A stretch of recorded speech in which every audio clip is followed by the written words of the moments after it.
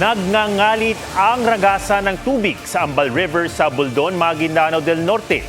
Pinalilikas na ang mga nasa kalapit na mga barangay para sa kanilang kaligtasan. Patuloy na minomonitor ng lokal na pamahalaan ang sitwasyon. Ang pagragasa ng ilog ay dulot ng walang tigil na ulan bunsod ng habagat na pinag-iibayo ng bagyong Inday. Walang inaasahang landfall sa bansa ang super bagyong Inday, pero ang hinahatak nitong habagat ang nagpapaulan sa bansa at magdudulot ng maulang weekend. Kanina, inulan ng Metro Manila at ilang lugar sa Luzon. May mga kanselado ring biyahe ng mga barko. Mula sa Quezon City, may live report si Jamie Santos.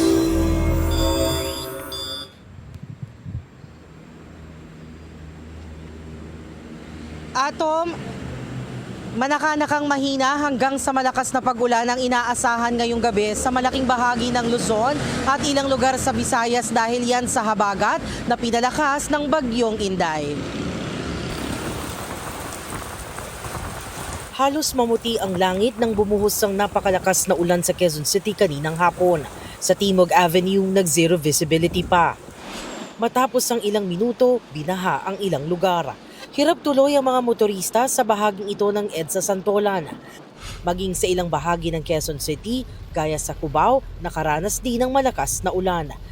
Sa Mother Ignacia Avenue, pahirap ang biglang baha. Abot binti naman ang tubig sa Araneta Avenue. Sa kabila ng banta ng leptospirosis, lumublob at naglaro pa rin sa baha ang ilang kabataan. Isang pickup truck naman ang nabagsakan ng puno ng balete sa Valencia Street sa Barangay Del Monte sa kasagsagan ng malakas na ulan. Ang isip ko lang po talaga yung mga ordinaryong sanga lang po.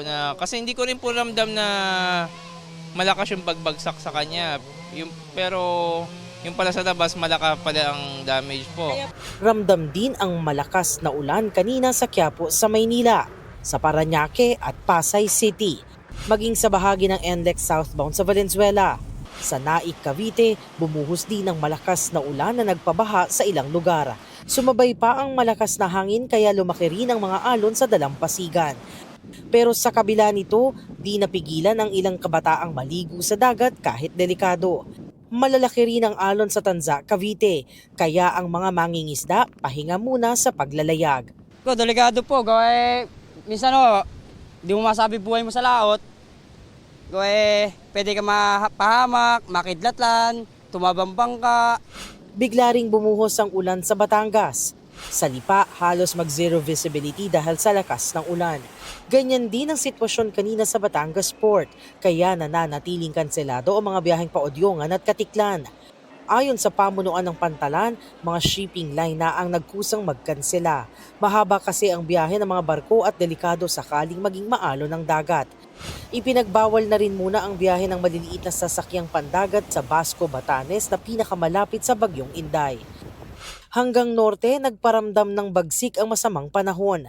Kahit mga tanim na bulaklak sa Atok, Benguet, di nakaligtas sa malakas na hangin. Nakataas na sa Code Blue ang alert status ng Cordillera DRRMC dahil sa bagyong Inday. Gayon din sa Pangasinan, inihanda na ang mga rescue equipment sa mga mababang lugar. Para sa mga local counterparts natin, nang sa gayon po ay magpatupad po sila ng kinakailangang measures, preemptive evacuation, lalong-lalo na po ang mga rain-induced landslides.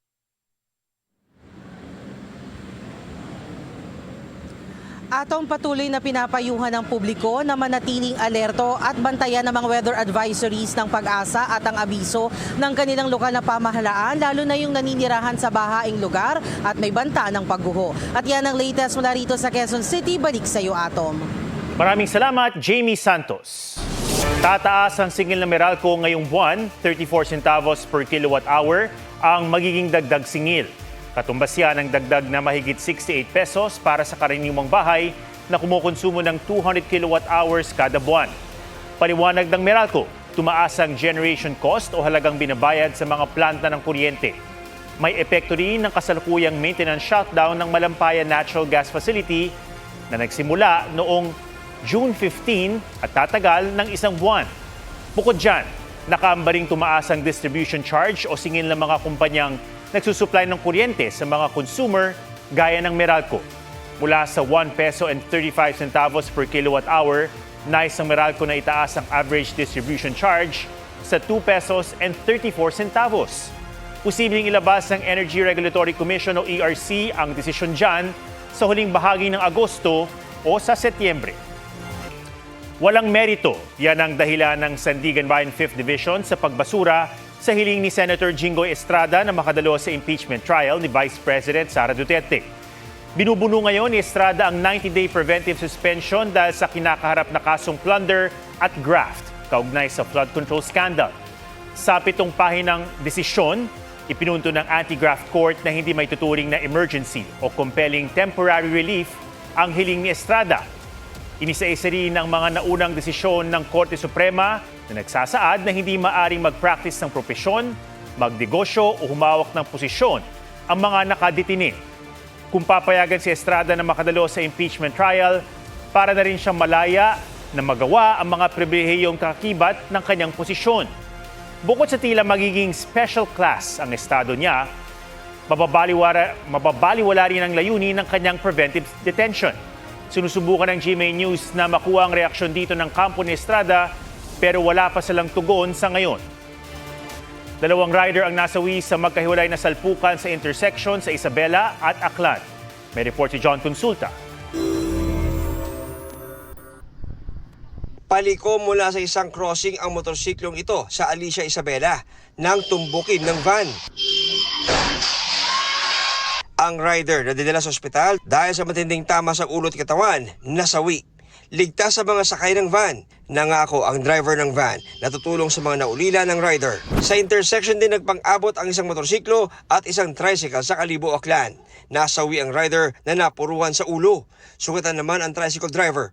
Naka-hospital arrest siya at naharap sa reklamong reckless imprudence resulting in homicide. Wala pa siyang pahayag. Tumagilid ang isang pampasaherong jeepney sa Davao City. Ayon sa pulisya, nawala ng kontrol ang jeep dahil sa madulas na kasada kasunod ng pag-ulan. 7 sa 20 sakay nito ang sugatan. Hawak na ng pulisya ang driver ng jeep na kinukuhanan pa ng pahayag. Patuloy ang investigasyon. John Consulta, GMA News.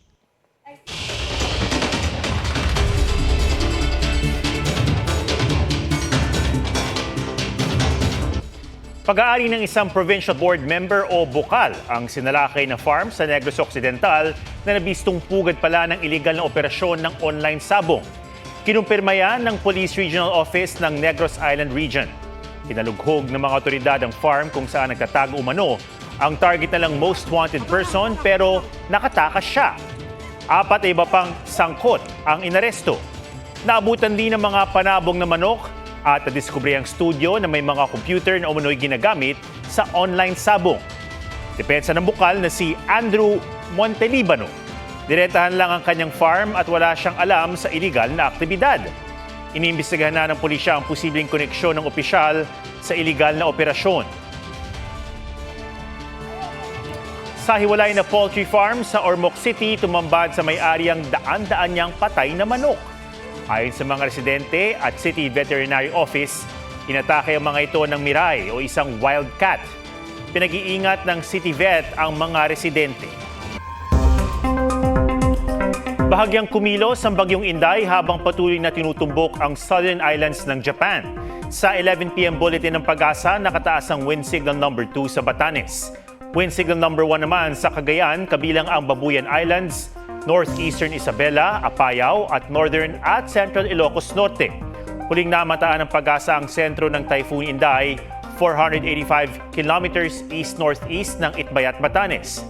Taglay ang lakas na hangin na abot sa 140 kilometers per hour at bugsong aabot ng 170 kilometers per hour. Kumikilos ito pahilagang kanluran sa bilis na 25 kilometers per hour. Bukas ng umaga, inaasahang lalabas ng Philippine Area of Responsibility ang bagyo. Pero pinapalakas nito ang habagat na posible pa rin magdulot ng malakas na hangin at ulan sa malaking bahagi ng bansa. Kumpiskado sa Malabon ng 100,000 litro ng umano'y ninakaw na diesel. Sa timbre ng mga opisyal ng barangay na aresto ng CIDG, ang mga kapitan na tauhan ng 2 tugboat na ginamit umano sa paihip o modus ng pagbebenta ng nakaw na diesel.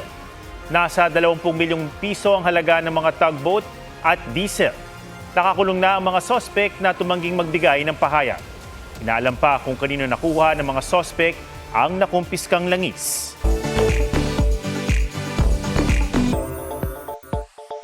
From real to real. Ganyan daw ang pakiramdam ni Merlina nang mapuntahan ang tinaguriang City of Angels, Los Angeles, California. Malapelikula ang feel sa Hollywood mula sa sikat na Sign, Beverly Hills,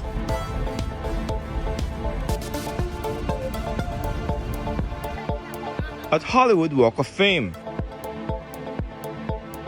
The most memorable part of the trip was finally seeing places that I'd only watch in movies and TV shows.